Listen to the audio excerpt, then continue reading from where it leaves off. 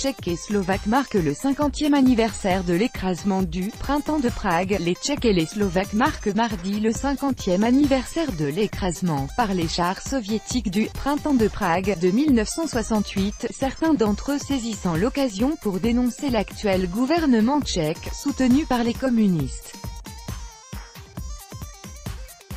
Une cérémonie d'hommage à plus de 400 victimes de l'intervention et de l'occupation soviétique organisée à la mi-journée à Prague devant le bâtiment de la radio a été émaillée de vives protestations contre le cabinet de l'homme d'affaires milliardaire, Andrej Babiš.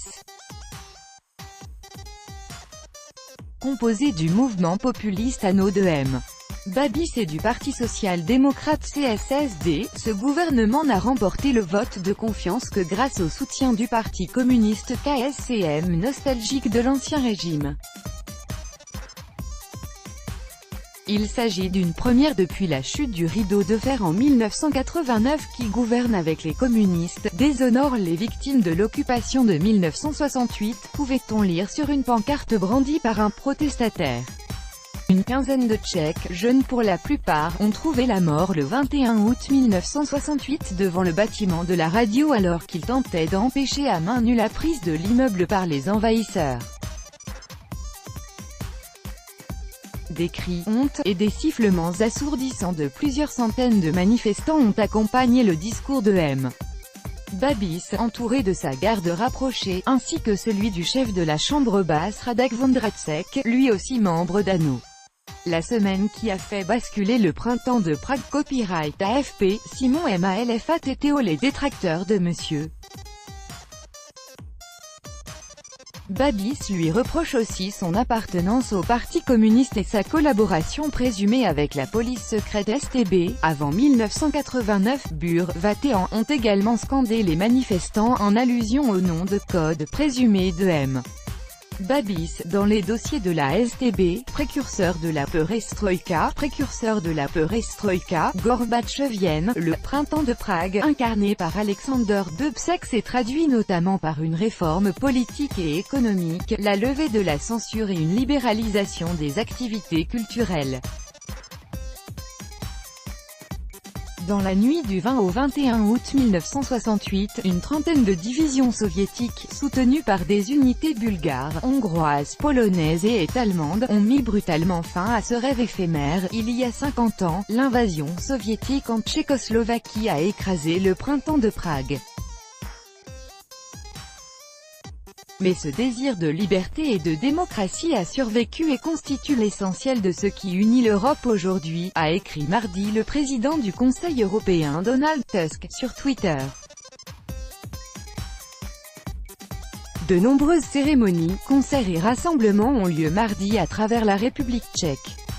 Dans la soirée, un concert est programmé sur la place Venceslas, en présence de nombreuses vedettes de la musique pop dont la chanteuse Marta Kubišová. En 1968, Marta Kubišová se mit ouvertement du côté du « Printemps de Prague ».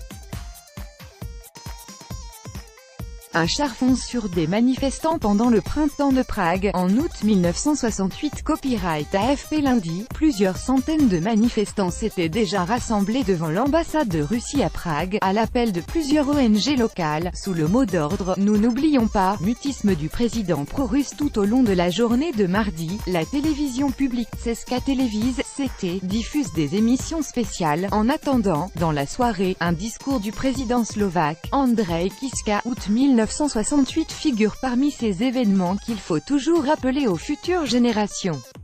Ces événements ont touché chaque famille et restent dans la mémoire de nos parents et grands-parents, a indiqué le Premier ministre slovaque Peter Pellegrini, dans les colonnes du journal Hospodářské noviny de mardi.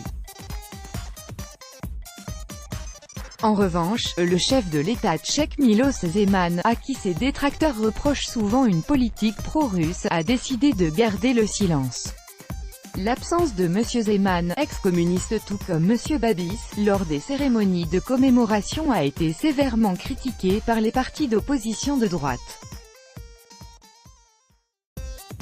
Selon son porte-parole Jiří Ovčáček, le président avait déjà fait preuve de son courage en s'opposant publiquement à l'occupation en 1968 en Slovaquie, qui s'est séparée de la République tchèque en 1993. L'événement le plus marquant est l'inauguration à Košice d'un monument au journaliste d'investigation Jan Kuciak, assassiné le 21 février dernier avec sa fiancée.